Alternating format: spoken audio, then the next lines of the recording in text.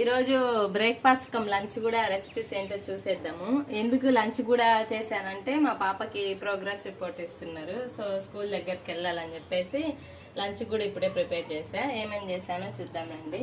Breakfast లోకి వచ్చేసి multigrain పిండితో కొద్దిగా ఆనియన్, క్యారెట్ తురుము, కొత్తిమీర వేసి చేశాను అనమాట. బాగున్నాయి దోశలు, సాఫ్ట్ గా వస్తాయి పిండితో. నెక్స్ట్ వచ్చేసి లంచ్ లోకి పెసరపప్పు పాలకూర కర్రీ చేసా, పప్పు చేసా.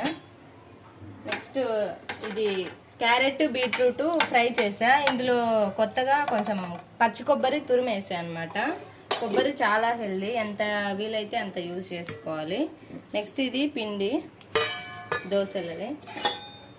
పచ్చి కొబ్బరి, కొత్తిమీర, పచ్చిమిర్చితో చట్నీ చేసా అనమాట దాంట్లోకి, దోశలోకి.